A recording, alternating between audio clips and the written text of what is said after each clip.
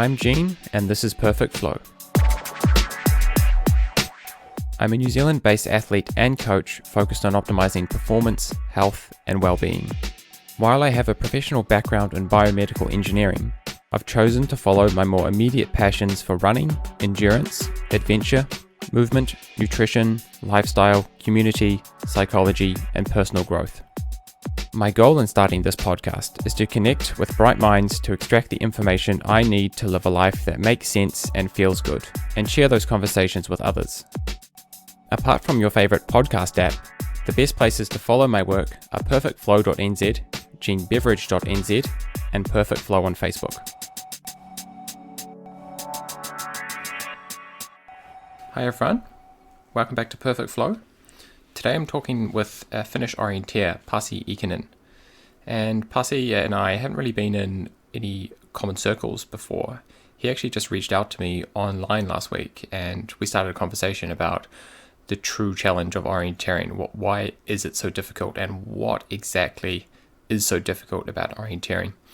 And in this podcast, we're hoping to outline some different ways of thinking about the challenge of orienteering and bring in some more psychological framings of the difficulty as opposed to a technical navigation framing of the difficulty.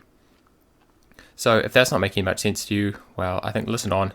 But before we do get into it, I do want to share this blog post that we refer to. It's a blog post I did last year after Oceania Championships in Australia. It's about the long distance. I got second at Oceania long distance on the back of not really much training, and I'd been sick that whole week. I was not sick on race day. I felt fine on race day, but I'd been, underprepared. I had a lot of things stacked against me, but I came out in a fairly good way out of some very tough terrain, very unfamiliar terrain as well. So that was stacked against me. I hadn't been in this area, hadn't been in Australia for a long time. The map is Kangaroo Crossing, and those who have run there will, of course, never forget. It's an incredible area, and you can see the blog post in the description. For those of you who are just listening, don't have the description, it's genebeveridge.nz/3 points on long distance orienteering. That's the number 3 points on long distance orienteering, and there's dashes between all the words. And maybe it's just easier to jump into my website, and it's actually on the homepage. If you scroll down a little bit, you'll see it there titled 3 points on long distance orienteering. So these are the passages I wanted to share from that blog post. So the first point I made in this blog post is about knowing your fitness level, and this is especially true for long distance orienteering. It is designed to be long enough that fatigue is a major problem, and this is something that I've proven to be really effective strategy in my trail running racing, and that's asking yourself at all times, can I maintain this pace for the required duration? So if the race is going to be 2 hours long or an hour 45 or whatever this long distance orienteering had to be, I was asking myself from the very start, can I maintain this pace for 2 hours or an hour 45 or whatever I was expecting it to take? And if not, you have to slow down, right? And it was pretty clear looking at the splits early on, I was well off the pace of the leaders early on. But then I caught all that up in the later half just by them getting tired, and I caught even more of that up because there's this cliff you fall off when you get real tired that you stack it big time and you hit the wall, so to speak. So that's the first point that I made. The second point is working with the conditions. Again, long distance orienteering has a huge physical component, and this was a really hot day. So I'll just read a bit as I've written it. It was a hot day on race day, around 30 degrees. Combined with the length of the race, this was always going to be a challenge to overcome. I'm very good with hydration, making sure I have adequate salts in my diet the previous days and balancing that with water. I find that just drinking to thirst, which is a good strategy for, I think, a lot of the longer ultra races. A rule of thumb is just drink when you're thirsty, don't overdo it. I find that just drinking to thirst leaves me slightly too little water on board, so I make a conscious effort to take on a little bit more water after dinner and the first thing in the morning. So I drink a little bit more than just to thirst. I aim to pee clear urine at least an hour before the race. You don't need to go beyond that point. In fact, going well beyond that point by drinking a very large amount of water is counterproductive, and your body may have trouble maintaining salt levels. So that's really important for, I think, long distance.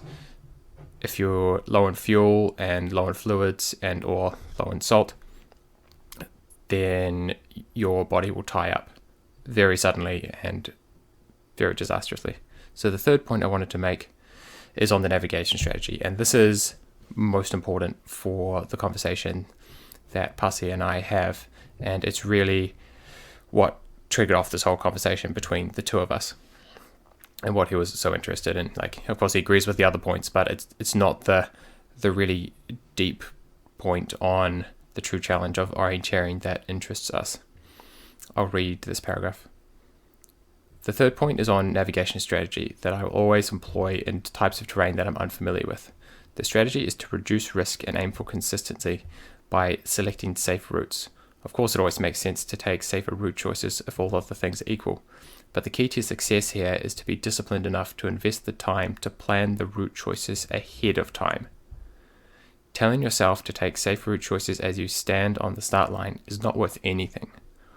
What you actually need to do is come to grips with intentionally sacrificing a little bit of running speed every now and again to look at critical legs later on in the course. Alternatively, make it your intention to stop at a control until you have completely planned the next route choice. Either way, the barrier to success here is not the intention to stay safe. So it's not being quizzed at the finish line about should you be safe or not safe. Passing that test, passing that quiz is worth nothing. That's what I'm saying. The barrier here is not the intention to stay safe. It is overcoming the sense of urgency to keep pushing hard at all times, to keep pushing hard at every single moment when the clock is ticking. And this if that makes a lot of sense to you, great. For those people who are still not quite sure what I'm getting at, I think you need to start by looking closely at your own mind when you're orienteering. Those moments when you should have been planning ahead in a long distance race and weren't, what was going on in your head? Where were your emotions at? Was it the stress of the race? Were there other competitors around you?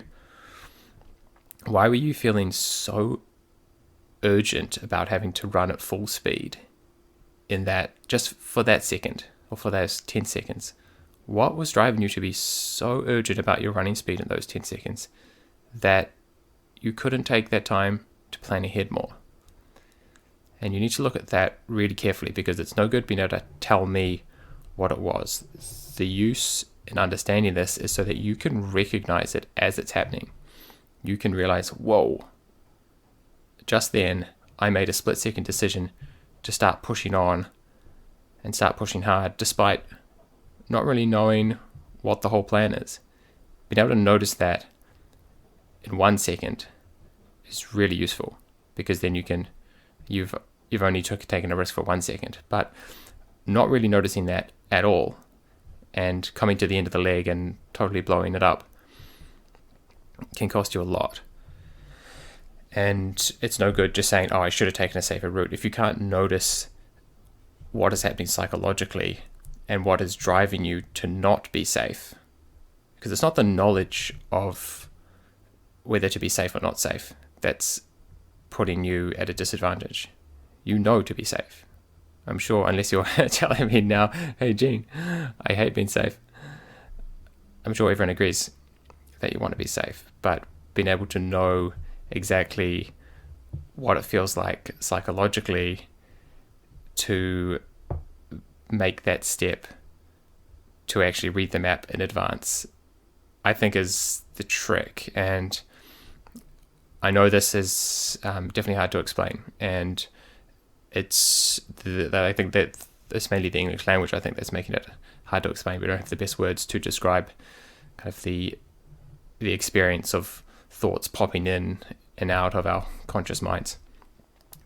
So happy to talk about this in any other future episode, but I think Pasi and I go into the main challenges of orienteering, both long, middle, sprint, and relay, and we talk about his elite career a little bit.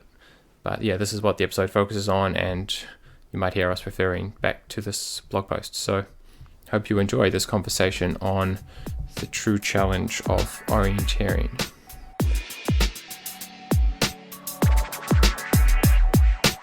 Thanks, Pasi, for joining me on Perfect Flow. Is this your first time doing a podcast like this? Yeah, very first time, and thanks for the invitation. Nice to be here. Yeah, that's pretty cool. It still feels like the first time for me a number of times, and this is the first time that I've done one quite as spontaneous as this.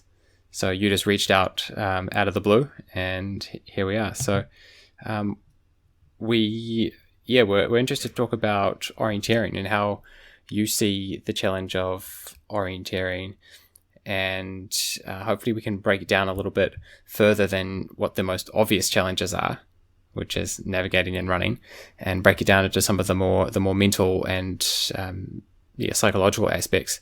But first, I know most of the New Zealand listeners, especially the younger ones, will not know who you are.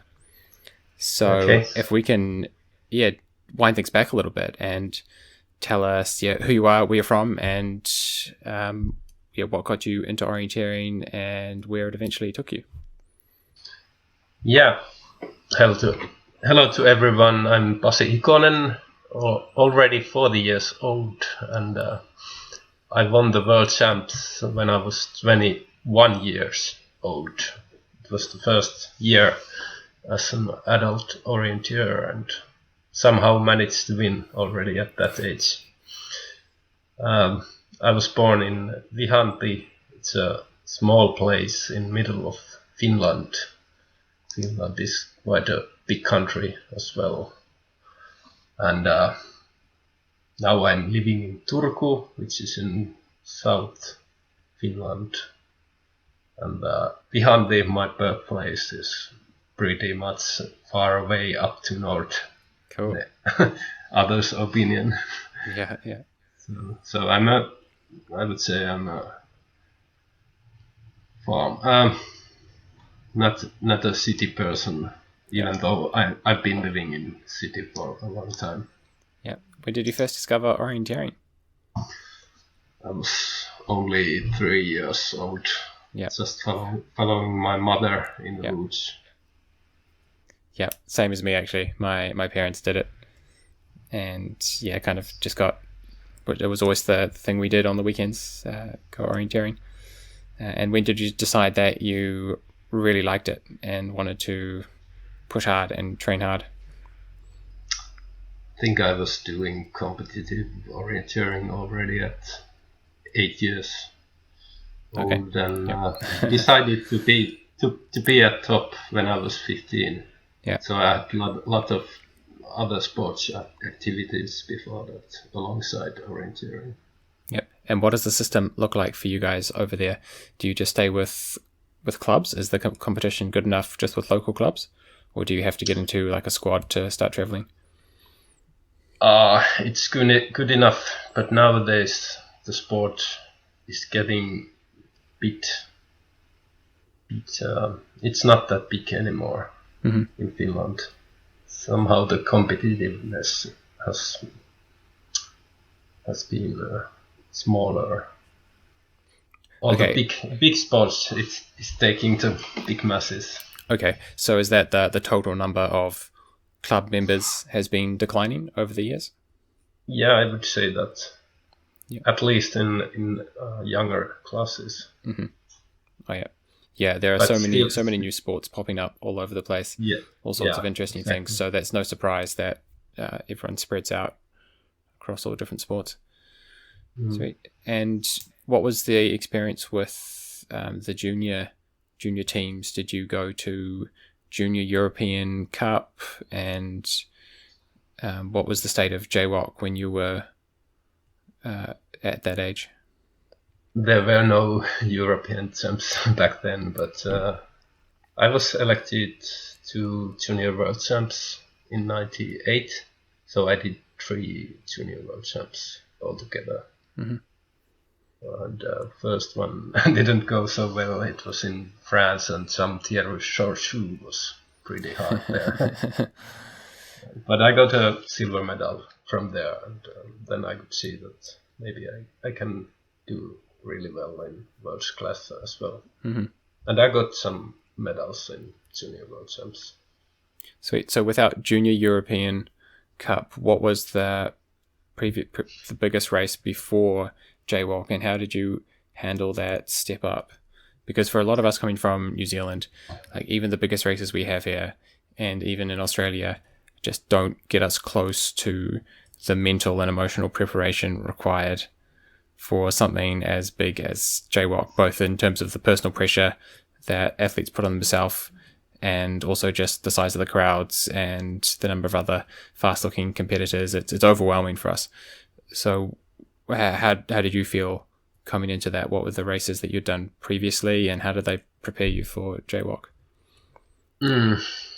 It's interesting question.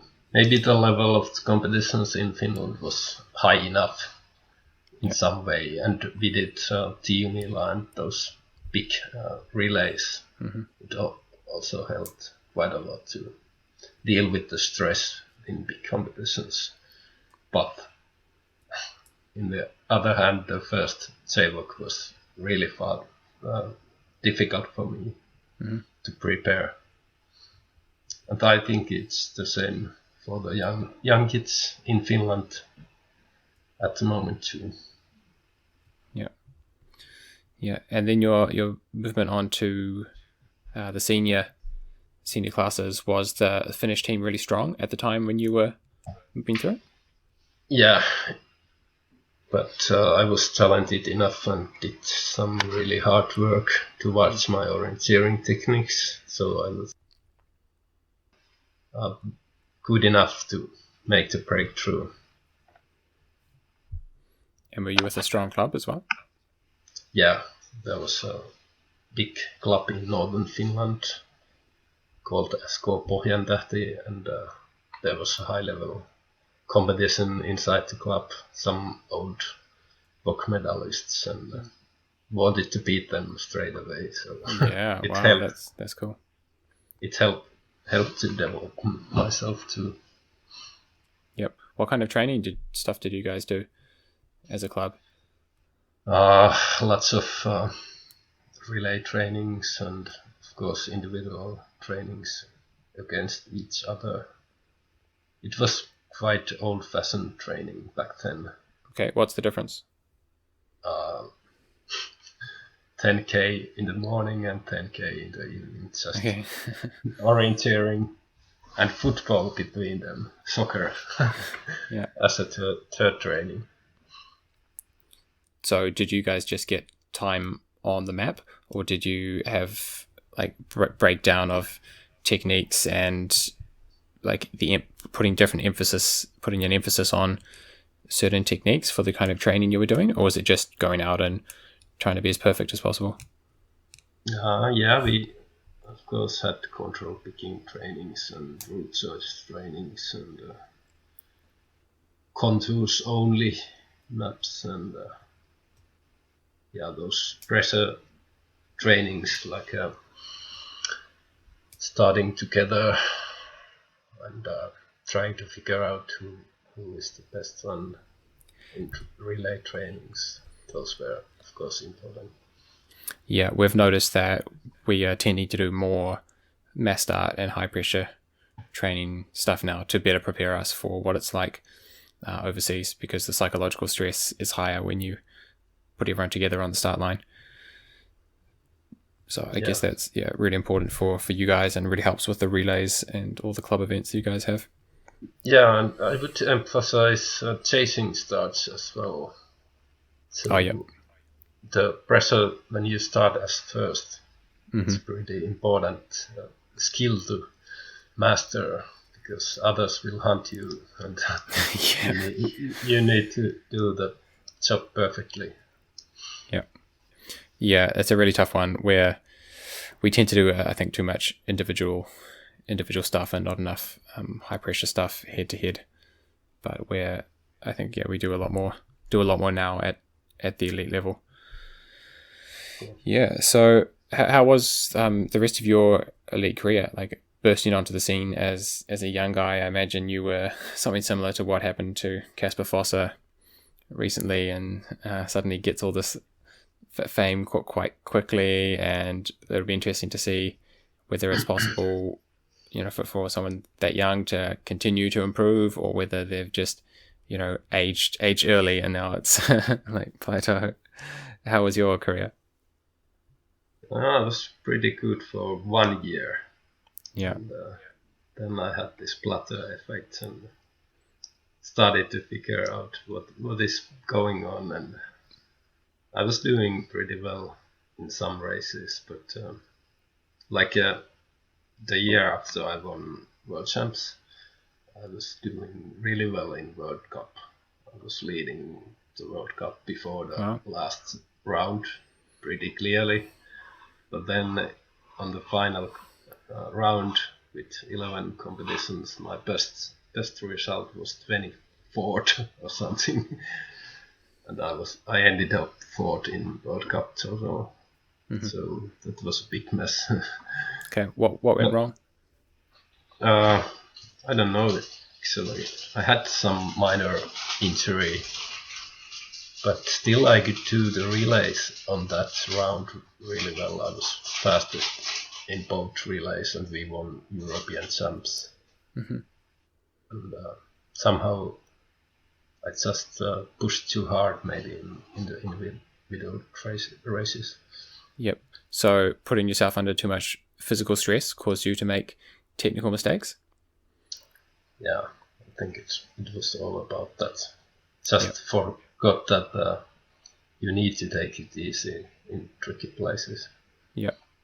So is that about starting with too much pressure or too much confidence? Do you recall what the experience of like being at the peak of your career and then kind of messing it up was like?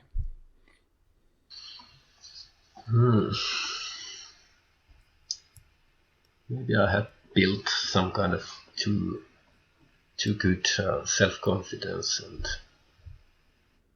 just couldn't handle all these situations because I was doing so well for 1 year, so it was tricky to handle that.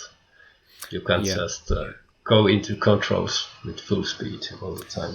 Yeah, in my experience, I definitely perform better when my confidence is lower. And that's not to say the times when I'm best prepared, but it's the times when I'm most stressed about making large technical mistakes. When I'm most concerned, and I feel vulnerable in some way, and I feel like I'm at risk, and then I concentrate a lot harder in those situations.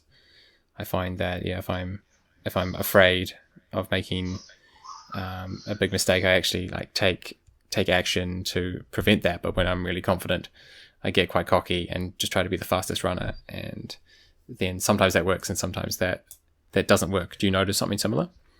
Yeah, I agree with you totally, and the sport is very complex, and sometimes you find this flow for long periods inside one performance, and sometimes it's all about getting concerned and getting focused to every control, and both are fine, I think.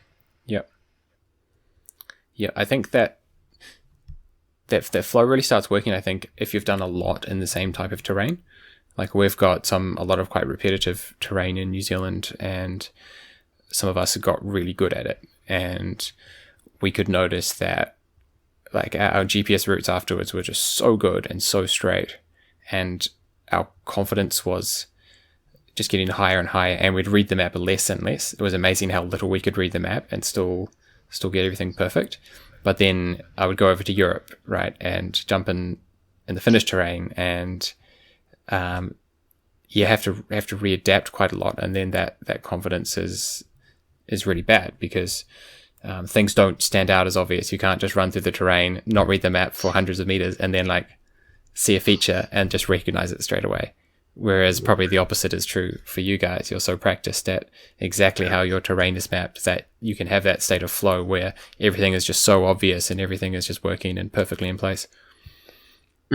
But we do those parallel mistakes here as well, if we don't read enough the map. And of course, we are also in difficulties in continental terrains and those hilly terrains you have in New Zealand, because the big slopes aren't really our powerful skills.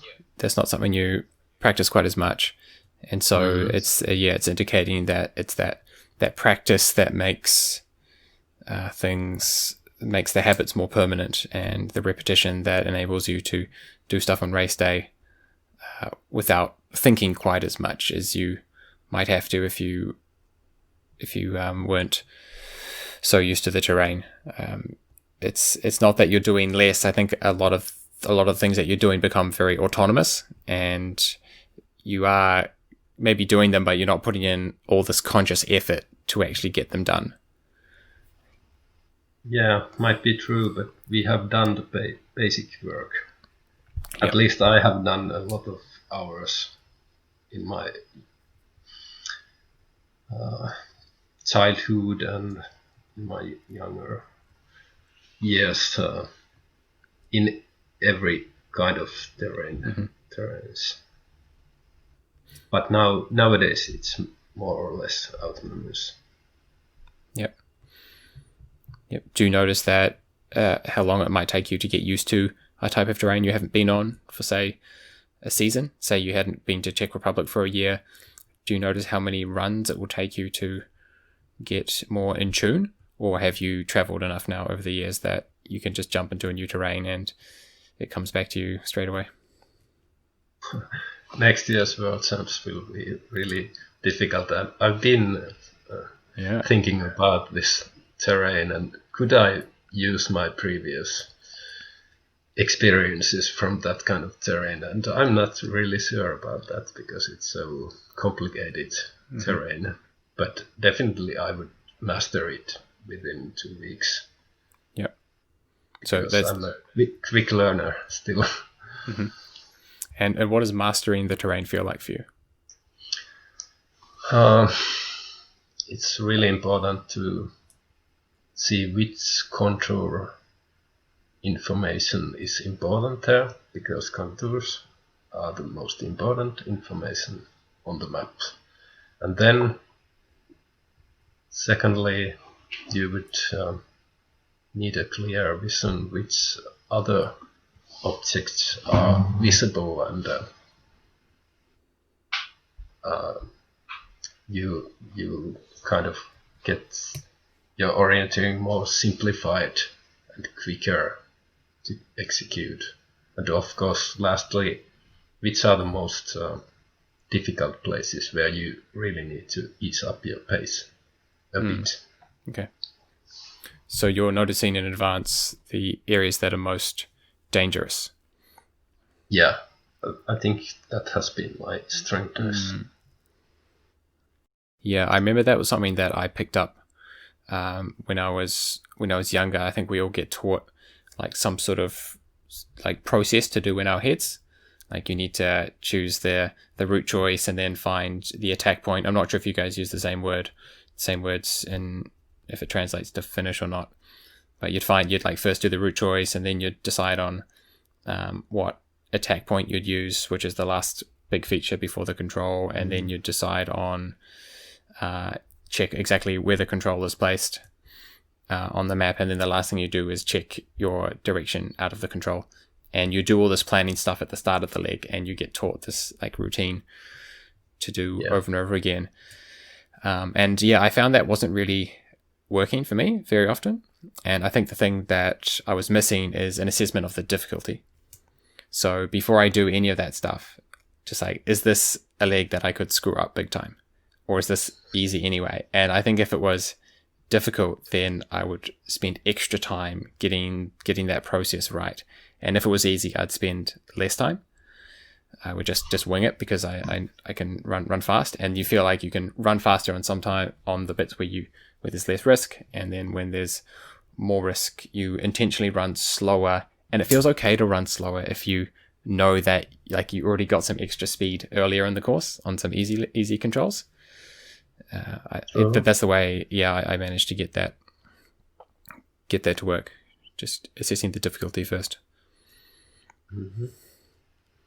I would add to this long speech of you that my idea of taking the controls is nowadays, or has been already 10 years, the idea that you don't have just one attack point, you should have multiple attack points, at least 2 before the control and something behind the control or sides of the control. You just basically ask, where is the control? And then you gather the information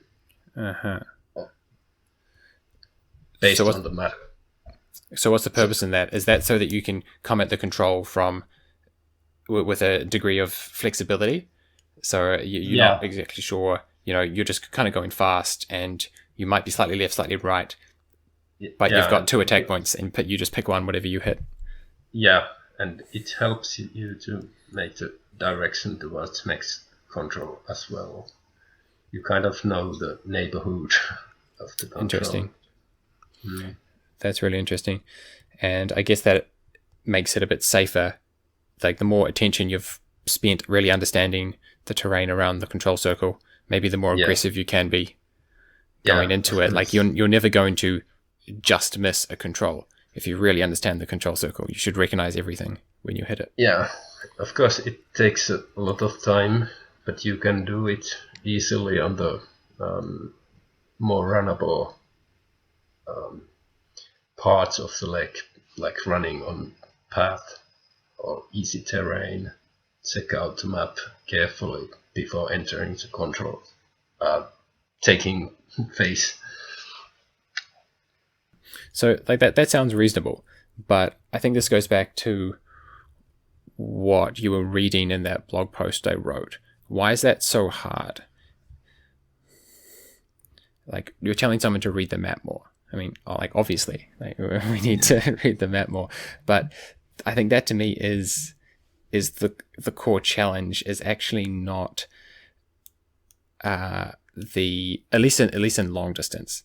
The core challenge is not actually what the process is. I think where we maybe have different processes and they're similar and they all probably work as long as you do your own process quite well.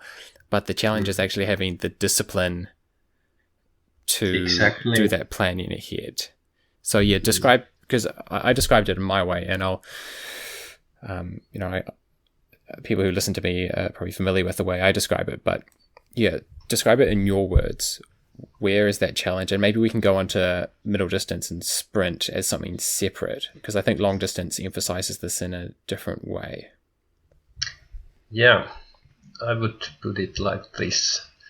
In long distance race, you have those moments that now I have time to check this map, or I have time to put some more effort finding the next controls. You don't have to plan the whole course there. Just check that this is a safe place to look at beforehand. Some control picking stuff, or next route choice. Difficult. Some detailed, choice. Some detailed area, like work out some detailed part. Yeah, just you need to be, or you have the freedom to be flexible during all legs. That's my idea. Still disciplined to do everything well, but still you are free to do everything with the map all the time. There's no reason to push physically just as hard as you want. Of course, it's important to move as fast as you can, but still you have the freedom to look at the map basically all the time. And by look at the map, you mean not just keep contact, but start planning plan stuff ahead, plan ahead. well ahead. Yeah. Of course, it's very difficult, and I don't do it 100% correctly all the time. But that's the ideal, in my opinion. So, what kind of things are you looking for when you've got some time? You're in a not so detailed area. Maybe you're running on a road or a track, following something safe. What are the kind of things that you like to spend that time doing? I want to focus on how my route is faster. That's the first thing, and still getting it done safely. So I need objects that are visible, that I can locate on map safely. I can be 100% sure that those are the features I will see, I will locate, and I know beforehand that those are them. Cool. So making it safe, like reducing the chance of anything going wrong. You're trying to support like your future self with all these supports. And how far ahead is it worth planning? I would say that it's up to you, and you are free to plan the whole course all the time. But in my case, I've been concentrating all the time in the current leg I'm running. Sometimes checking the next long leg or stuff like that. But basically the idea is to find the fastest route all the time. And still to make sure that it's the safest. It's the fastest and the safest route. Yeah. I think that's what I remember from that race that I wrote the blog post on, the Oceania Championships last year in Australia. I focused really strongly on trying to find the safest routes that weren't obviously way too far around. And it was interesting because there were a lot of times where you could plan ahead, and investing that time to look ahead. And it didn't necessarily give me it means I definitely didn't have a bad route. Bad routes, I spent enough time to not have a bad routes. And the route I did have, I made sure I understood it really well and made sure it was really safe. So I think maybe that's an example of what you were saying. They had a tricky bit with a map flip, and then you picked up the new piece of paper, and it was the start of the longest leg on the race. So you had no planning time, and it was like you could go 180 degrees out of that start triangle. Like there was a big choice straight away. But apart from situations like that, I think you can plan ahead the whole course. I think there's time, and maybe that's where it's different to middle distance. Is there anything else you wanted to say about the true challenge of long distance orienteering? Is there maybe something else about fatigue that also complicates this? Yeah, I would like to add this technical point still, that my biggest mistakes in long distance has been always related to this dilemma that I want to find the fastest route. And I have been conscious that the safest route is the best for me, but still choose to make that dangerous fastest route. Okay, and that means like you're trying to get the fastest split time all the time on each leg. Yeah, you're exactly trying to be number one on every leg. What you wrote in your text, and that's the ideal we are working, but no one has done it so far. Even though Thierry Chauchoux was very close to master those long distances. Yeah, he must have been pretty close to the Superman times. sometimes. But yeah, I mean, even he likes to talk about the safety, and perhaps he's running so fast because he feels so confident and so safe. Exactly. So again, yeah, safety comes first. But in middle distance, you can be pretty damn aggressive all the time. Okay, so tell me about middle distance, because I struggle with middle distance, to be honest. There's some barrier there that I'm pushing against that doesn't happen in long distance, and I'm not entirely sure whether it's like an information processing. There's like too much information too quickly, and I just can't handle it, or whether I'm too aggressive and thinking about running too much. It's hard to know what the difference is. So teach me, enlighten me. Why is middle distance like? Some people can smash it and just like smash it every time. Like, what am I missing? I have been doing coaching for middle distance for some men and women at your state, and it's really difficult to say why some can master it almost straight away without coaching. But I would suggest you to just start taking it easy at every control. Make it in and out routines. There is, for example, talking that you enter when you see the control flag. Just don't rush into the control. Take your time to plan the next leg already before punching. Oh, it's so hard, man. You want to Yeah, if you see the flag, then you instantly attack to the punch the control. But yeah, I would start with this because it's just like flowing in the terrain. Even though I said you can be pretty aggressive, but it's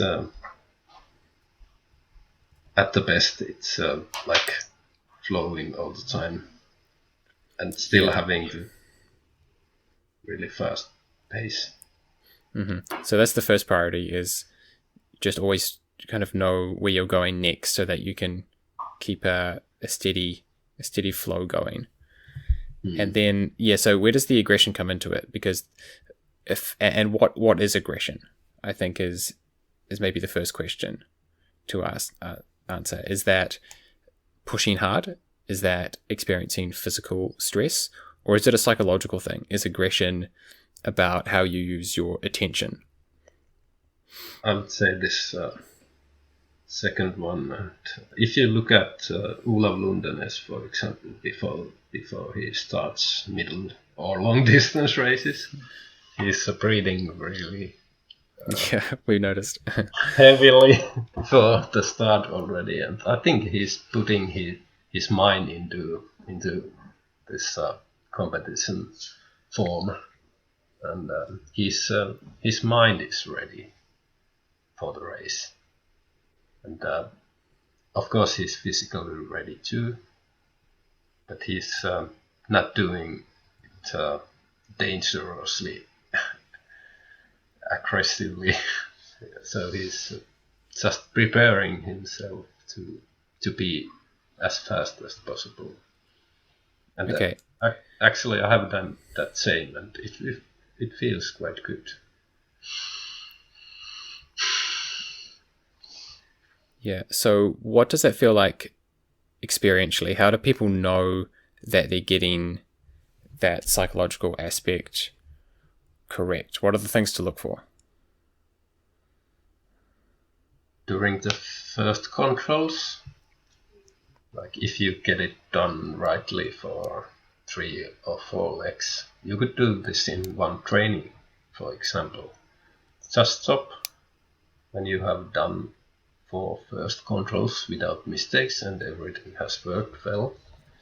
Stop the training there, and then if you are using GoPro or some other GPS, of course, but write down your every thought and feeling about those legs, and of course carefully analyze what did you think about the map and what features did you see, Mm-hmm. to learn which is the perfect way to start a middle distance race.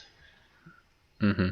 I'd be tempted to expand that, at least for people who have a brain anything like mine, is like, what things did you think about, like out of anything, just what thoughts came into your mind? And what I find is that half of the things I think about are just not even relevant to orienteering. They're like completely distractions. Yeah. And that's the difference for me. That's the most obvious indicator of whether I'm focused or not. Is like whether I'm thinking about contours or whether I'm thinking about lunch. And yeah, it's hard to. I've got a way of measuring whether I'm successful or not, but it's hard to know how to get into that right state. And it looks like Lundinez has found a way to get his mind ready so that as soon as he picks over that map, the world disappears.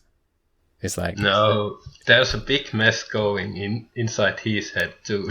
Yeah, okay, everyone's got it. He doesn't show it to us. Okay, But I've been his clubmate for 2 years, so I got to know him pretty well, and yeah.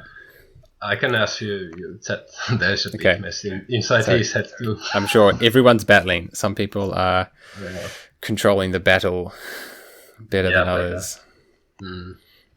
But it's kind of relieving to know it, that no one is machine. Yeah, except Tim Robinson, maybe. Like trying to get tips from him. It's like honestly, I think the world disappears when he picks up a map. So maybe he's very special, but he tends to like not notice other things that have gone on. He, at least this is what when we've talked about this, and we did a podcast on it just about what orienteering feels like for him, and it seems to be easier for him to pick up the information on the map because his brain isn't distracted by other things. Like if I wasn't distracted, I'd have twice as much time to look at the map. Like I think like it's honestly like 50% of what's going on in my head is distraction. There's a lot of wasted mental space there, and I think Tim has less distraction. Yeah. Obviously, I'd have to get him to clarify, but that's what I've taken. Like he doesn't notice the crowds. He doesn't notice anything that's not relevant to him and his route choice. And yeah, that's quite interesting that he's. I'm sure there's a few other people like him, but it is reassuring to know that people, even like Lundinez, are battling mentally. Yeah. I don't see, for example, mushrooms in the terrain, or if there are some big mooses or some bigger animals in the forest, of course I notice them and other orienteers, but my method has been regarding other orienteers, that when I see them, I just look at the map and check where those people are. So kind of I'm putting them out of my distracted mind, already distracted mind. Yeah, well, that's interesting because it's inevitable that first your attention jumps to this other runner. Like that's what we do, is they jump in, but having a trick like that to then bring your attention back to map reading is quite useful. So I think that's a really good tip, is check where they are on the map, and now you're back in orienteering mode instead of trying to look at whether they look fresh or tired. Like that is not helpful. I actually learned this by myself when I was 18 years old, because I was battling with this, because I started to follow the others. I wasn't so good at that moment yet, but it helped me a lot. But there are a lot more tricks to put those destructive things aside. We've got some more to share. I need some more help. For example, if you continue your middle distance race, do you often have those destructive thoughts in the end of the race, in the middle? in the start you have those. I'm sure about that because Yep. I have them, and Lundenes and Sorshu has them. Yeah. But during my middle distance, those often diminish quite a lot when I got it right at the beginning of the race. Yeah. I think I agree, with the exception of when I'm like really smashing it. Yeah. Like if I'm like on a winning race, then I start getting like a bit too excited. But yeah, if I'm, going for like a really satisfying race, then yeah, I'm less distracted. If I've made a big mistake at number 2, I'm like sad for the rest of the race. Yeah, that happens to me. A good example. This year I was competing in Finnish Champs in men 21 elite, and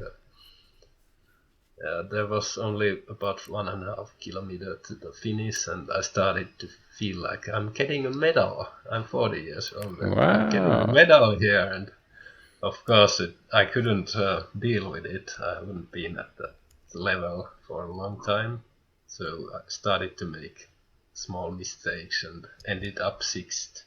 It was a very good result, but still somehow it broke my performance a bit.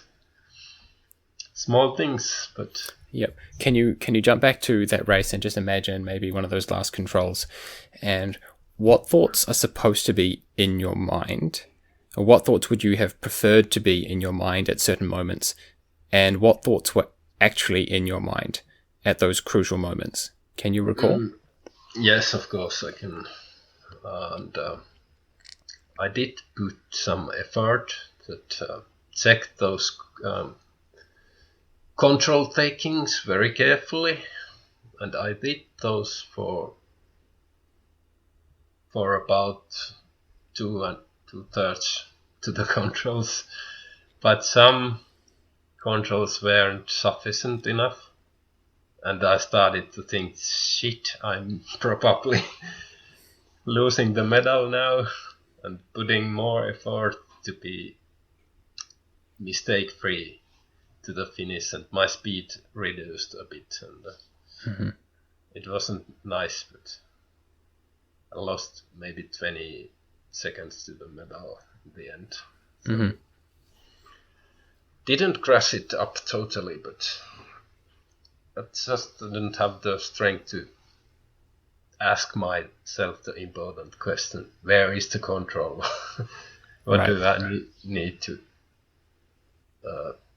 attack it safely? And okay, so was there a moment where you were coming in, in approximately the right direction, going fairly fast, and what should you have done? Were you thinking, I must find this control, and you're just looking into the terrain, as opposed to, I must find this control, let's check more details on the map? Yeah, I had maybe one attack point, but it was on the wrong side of the... I remember one slope control. I was still 3rd, or very close to medal, and I had one attack point, but it was so far away and down slope compared to my control point that I went too low on the slope and just had to stop and figure out where am I, and it took time, and not a nice memory.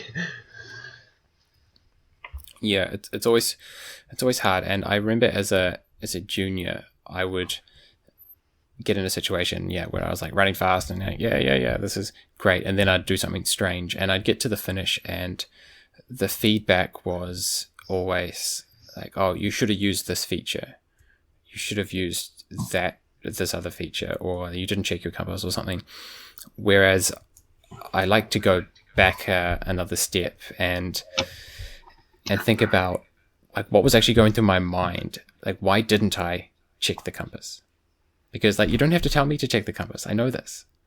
This isn't something I don't believe I should have done. But what was why did I choose to do something else? Or why was I so distracted? Or why could I not undistract myself? So I think some of us fall into that camp where instead of seeing the problem as like I didn't know to use 2 attack points, it's like, why was I so cocky to think that I could only have this one poorly placed attack point? Do you see what I'm getting at? Yeah, I think so. So it's how can you like trigger your thoughts to make the hard decisions at the right time? By lowering the speed. Yeah. When you notice that this is not enough, I have only this basic rule that I should lower my speed a bit, then I'm able to watch the map, look at the map more carefully, and also to observe the terrain better. Okay. Right. So you're slowing down a little bit, but you're also increasing map reading and increasing observation of the terrain. Yes. Okay. Because it's like you have the shit in your pants already. Now it's time to correct it. And it won't take so much time. It takes only 5 seconds and you won't lose the race there. Yeah. Yeah, I think that's really important because at least again, just talking about my experience is I can, now that I've studied my own technique enough, I can notice that I have a feeling before I'm making a mistake. There's like everyone has that. Yeah, I'm like, oh, this isn't good technique. I'm like not really that sure. Like instead of being able to say I'm here, like with a pinpoint on the map, I'm right here. It's like I'm in this area, and I drew like a centimeter circle on the map. I'm like I'm kind of in that area somewhere, and like that should be the signal. It's like if that's how you're describing your current situation, yeah, then you've got shit in your pants, and you like deal with the biggest problem first, right? Like fix that problem and then get back to this winning race that you thought you had. Yeah, it's kind of simple, but still very hard to execute in a competition setup. Yeah, and maybe it helps. Did you do anything before the race that helps to get your mind into that state where like you're taking things seriously? You're not so scared and stressed that you're not going to be aggressive physically, but you're serious enough that you're going to be disciplined mentally. How do you get yourself into that situation before a race? I go through with these thinking models, of course, that you need to stop beforehand and you should plan ahead all the time. And if you don't, nothing bad happens, then take it easy. Those are my basic methods before the race. And otherwise I'll try to breathe easily, and because I'm really excited before all the races, even small races. Even though I've done thousands of orienteering races, I'm still very excited, and I just go through all of these models that could happen during a race, and how should I react to different happenings inside the race. Are you also like visualizing some of these situations? Like you're imagining some example of this happening and you're imagining yourself responding correctly? Yeah, exactly. Okay. It's kind of like a practice. It's like a virtual practice. Yeah, I'm looking movies how I do there in the forest, and mainly positive things. Sometimes if the challenge is really big, like in Finnish champs nowadays or in world champs before, during my elite career, I did also some of these it will soon crash scenarios and how to handle it. Yeah, I think that's quite good, because I know a number of people that I've been involved in coaching are still like very talented navigators and doing really well, but then 1 in 5 races is a complete disaster. And yeah, I think that's kind of the skill that needs to be developed more at the kind of the junior age, where you're going from like youth to junior elite, and your consistency, your talent's really high, but consistency is quite low. There's always a phase I think we all go through where we have some amazing races and some terrible races before we kind of get ourselves a bit more mature. And I think this is what we notice, is they know how to orienteer well when things are going well, but then don't know how to fix small issues when they pop up, and small issues turn into just the craziest problems. And that's what I remember as well when I was 18 and 17. Yeah, so visualizing the mature response to these stressful situations, and visualizing how you're going to respond early to the indications that you're going to feel out of control or something like that. So does that wrap up middle distance? Is that really the main challenge with middle distance? I guess there's also this emphasis on being able to pick out the unique features in the terrain. Is that something that you put emphasis on? Yeah, I would say that. And middle distance is always, and of course relays are always some kind of battle all the time with your mind. But it's the same battle for everyone, and those who are willing to take it more easily, it's just sports, it's just orienteering. And those who tend to take it easily during the race, those will be really successful in the end. Because as it is important to you to make it well in the race, then you know that you have time there in the forest with the map, and also observing the terrain and looking into your feelings as well. Yeah, I think it's really good and the visualization helps with that as well. Like, it makes sense when everyone is asked that question in like a serious conversation. They tend to give the right answer, but how do you do that under stress? Yeah, is a matter of practice, and visualization is like a virtual practice. So the more of that you can do, probably the better.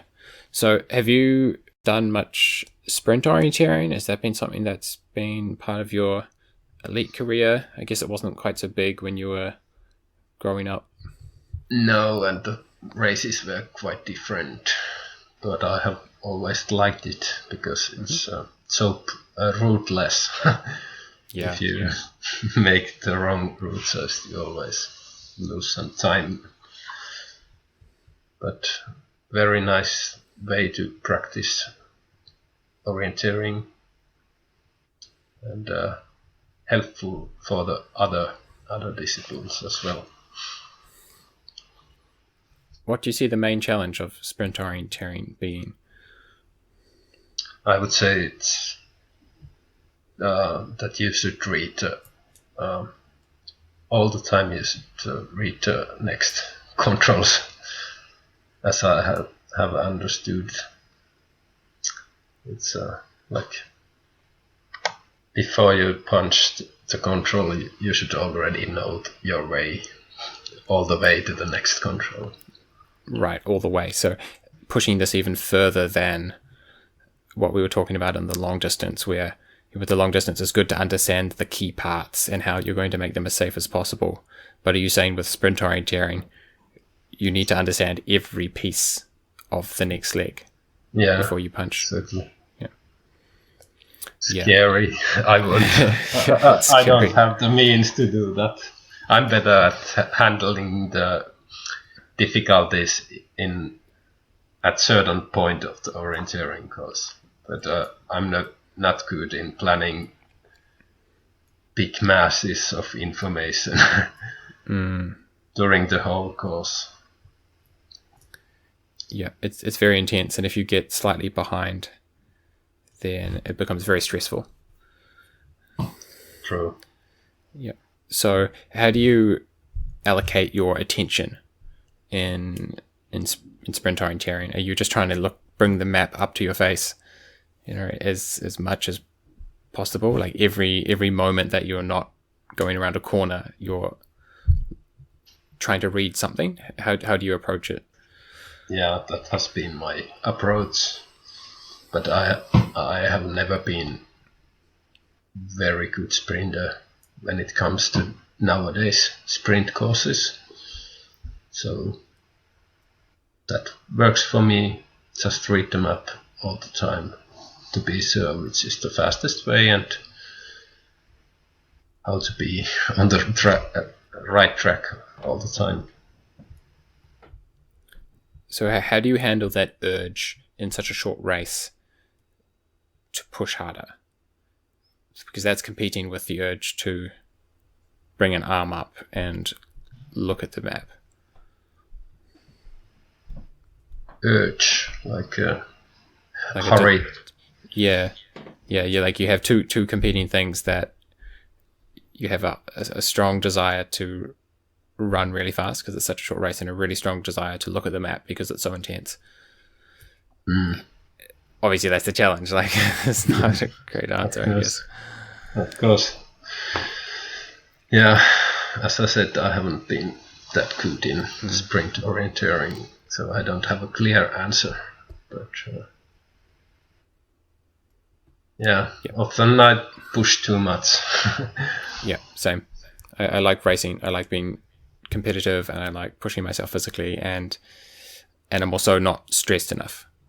I come into it with a sense of confidence when I should be going into it with a sense of, I'm gonna make a mistake. So like if I feel like I'm about to make a mistake, I put a lot of effort into making sure I don't. Yeah. Whereas I'm like confident and like, yeah, I've got this until I like clearly don't have this. Actually, So, I have a question for you. Do you feel that as a positive thing in your orienteering, that you feel kind of this fear that am I going to find the control? yeah. It really depends. It goes one of two ways, and it's all about the thoughts that happen next. So if I have a sense of kind of fear about not finding the control or a concern, then to recognize that concern, and this is like the visualization practice, is the fear appears, like you have this emotional concern, and then you go to the map. What am I looking for? What stands out? Do I know exactly where I am? If I don't, where's the best way to relocate? And so having the discipline to do that is good. Whereas I've spent most of my years orienteering doing, okay, I'm not really sure. It'll work out. Stay on the compass and I'll find something. Right? And yeah, we all know how that ends. Like sometimes you're like, oh yeah, sweet. There's that big boulder. Now I know where I am. But like most of the time it doesn't work quite so well. So you've got to take it as an individual and really ask yourself and observe your own mind when you're out in the forest and you're trying to orienteer. You have this feeling that comes up of uncertainty and fear and concern. What do you do next? And what should you be doing next? And how do you channel that concern into something that's positive? And I like to think back to school or university. Like when are you most productive at university? I can tell you when I'm most productive is like the last 4 hours before the project is due. Like before that assignment is due, those last 4 hours, I am so productive. Like you have to get that shit done, and you get it done. You get it done in 4 hours. And why is that? There's this immense concern, and it drives you into a state of focus. Mm-hmm. But then there's something that is like so terrifying that you just have a panic attack and like give up. And then there are things that maybe you don't care enough about, and you're just like, it's just stressful, I'll just totally forget about it. So we can respond in different ways, and it's important just to notice what happens to your emotions when you have some sort of stress or concern put upon you, and how you respond to that. And you might see, different situations, like studying, I think, is an obvious one. Most of us respond in a similar way and knuckle down and get the project done. And with orienteering, are you going to be more in that camp where you have a concern? I don't know where I am, I better like knuckle down and work this stuff out as quick as I can? Or are you going to be the kind of person who's like, I don't really care that much? Or like, I'm done anyway. Like, my project's pretty awesome already. Like, super cocky, which is, I guess, that sense of overconfidence is more how I was when I was younger. True. Yeah, that's how I'd answer. But it's tricky. You've got to really look inside your own head when you're running, and I think it's good to notice what techniques you're also using and talk about orienteering in terms of technique. But then it's also good to notice the emotions and the experience and how you're responding to those situations as a totally another layer. I would actually say that it's the most important thing when you try to develop yourself as an orienteer. If you don't know your own thoughts, it's generally speaking very hard to develop as orienteer. But some of the people are not very fancy to go inside their heads, and we are different probably. And, then for those people, I have tried to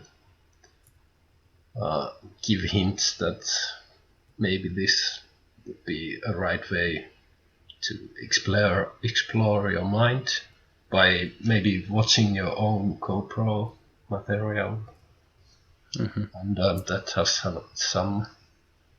If they can't, for example, write their thoughts, how they orienteered or draw them, but there are still multiple ways to go inside your thoughts and make some notes, which you should follow in your next orienteering sessions. Yeah, I think what I used to do is write down just beside each leg, like 1 to 20, that what I should have done to improve it. And I didn't find that was really working for me, because what I needed to do is write down all the things that I was supposed to be doing on each leg, not just the one thing that I thought would have saved me, but like all of the things along the way. And I think what it would have revealed is that I used, like, say the leg's like 400 meters long, I'd use like one feature at 200 meters, and then like some attack point close to the control. And that would have made it more obvious earlier on that I wasn't really navigating very thoroughly the whole time, as opposed to just like, oh yeah, if I had seen the big hill, like I would have been fine, which is kind of the way I was initially writing. It's like, oh well, if my compass bearing was better, I would have found it. But it's like there are so many things that I wasn't doing that, yeah. So I think your way is best. I think you should be able to describe to somebody all of the little things that you could have noticed or should have noticed on the way. Yeah. Also, those you were good at, because the strengthnesses are often. People should be aware about their strong weapons in orienteering. Yeah, especially as everyone is going to have a slightly different style. Exactly. If you can't actually understand what your strengths are, then you're just copying the person next to you who may or may not have the same strengths as you. Probably some different strengths, some different weaknesses. True. Yeah. And what about relay? That's it's kind of similar to to middle. Maybe there's some route choice stuff as well, but like it really is very psychological. I think it's very stressful. Yeah, it is. I was really good when I was a young orienteer in relays, and already when I was 90 years old, I was running for this Asko Pohjantähti, and I was on fourth leg in Jukola and leaded the whole relay for half of the leg, and somehow it was one of my nicest memories still. And wow. But I don't know if I have done so many really good relay orienteers, because even though I have this good way to deal with other orienteers, I still tend to want to win them all when it comes to the last parts of the leg, and I start to lose control with my own orienteering. Just want to beat out my rivals, and that's stupid, of course. Mm-hmm. So again, that's another challenge that people can look at. Can you notice the point when you're running in a relay race or a mass start or a chasing start, and can you notice that moment when you spend 10 seconds thinking about what somebody else is doing? And can you notice that at the start of that 10 seconds as opposed to at the end of that 10 seconds? Because that's all the difference. That's losing contact and staying in control. I think that's the challenge of making progress and actually learning as an individual athlete. Yeah, it's true. Nowadays, when I'm not the fastest runner anymore in the relays, I have to deal with this thing that somebody is running there all the time in the front, and I should follow him, and I should keep up with my own orienteering. Nice way to have new challenges at this age. Yeah, it's your strength, just like you were saying, like check your strengths and weaknesses, and maybe check them again, because maybe they've changed. Yeah, true. Yeah, well, I hope that wasn't too deep for people. I hope people can follow along, but it is tough, and I do think it's worth people trying to understand exactly what they're trying to achieve in their orienteering as soon as they can. And it's great that it sounds like, when did you really feel like you had understood the true challenge of orienteering? At what age? I think I was only 19 or something. Okay. But I did very hard work during 2 years, because when I was 16, I did one analyzing form to check up my own all orienteering races and trainings, and look at the sheet, and it was all black. It meant that I had made really much mistakes on basically all the races. And then I decided, now I want to use the speed. Basically, I'm not running maximal speed at all, just taking it easy, that I find all the controls without mistakes.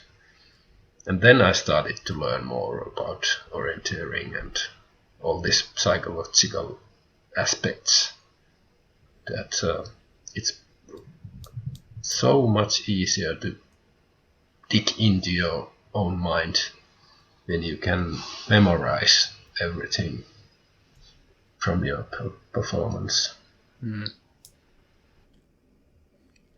Yeah, that's interesting, and that's pretty cool. You managed to do it at that age, and I guess that shows you probably wouldn't have had such consistent results as a young 20-year-old if you hadn't have established that. I think I can safely report, I think I was around 24 when I finally clicked as to what my problem was. My problem was concentration and thinking about the wrong things.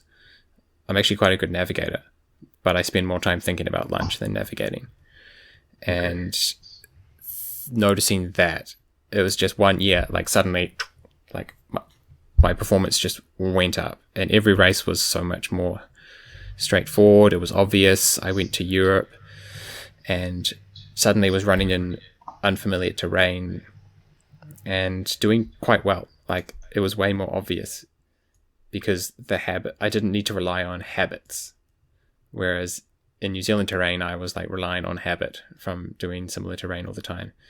Whereas suddenly I could go to new terrain and actually perform quite well on unfamiliar terrain because I'm much more concentrated and things are making sense, and I don't need to rely on habit because I rely on reading the map, which is what you're supposed to be doing. So that was an interesting time for me when I finally kind of cracked it. And I noticed all the days that I do badly, I think 9 out of 10 of my mistakes are because I'm distracted, because I'm actually not navigating. It's not that I'm navigating badly. I'm just actually running. I'm trying to beat someone, like you say, or I'm actually just thinking about the last leg I made a mistake on, or I'm thinking about how I'm like winning and going to win, stuff like that. So I think only 1 out of 10 mistakes is actually like a misinterpretation of the mapping. Yeah. So familiar things to me as well. Yeah, that's interesting. Well, thanks for sharing some time. Thank you to you. This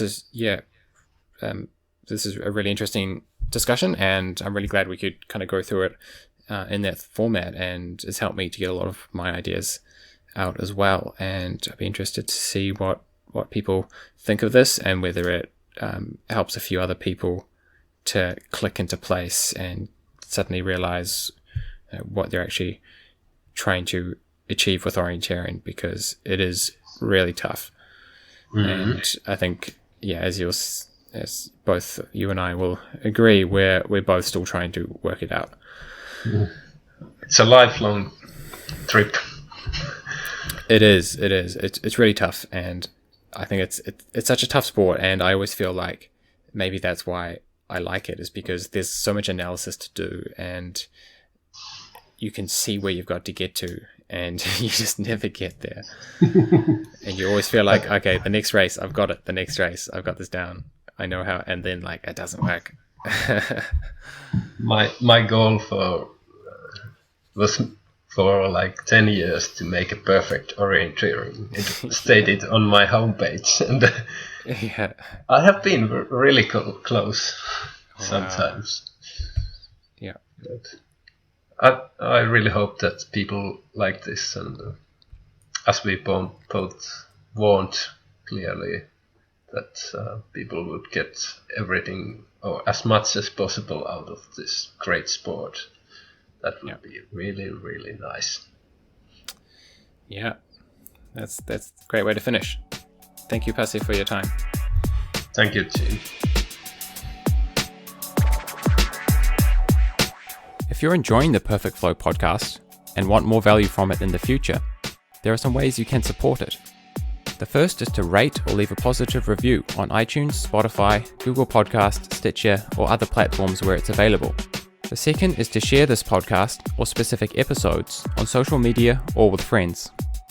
The third is to get involved more directly through the Perfect Flow page on Facebook, where I'm trying to construct a more interactive community. I want Perfect Flow to belong to the listeners, and if you tell me what topics you're most interested in, or even suggest specific guests, I'll do my best to make it happen. This is your opportunity to be part of something that answers your questions and adds value to your life. Another good reason to follow Perfect Flow on Facebook is that I post links to episodes, blog posts, and anything I find useful to this page. It's a great way to follow my training, racing, and learning. Another great way to stay engaged is to subscribe to genebeveridge.nz. This way you will get podcasts and blogs emailed to you, avoiding the clutter of Facebook. I don't know where this project will take us, but the reception so far has been positive. Who knows where we might be in a few years.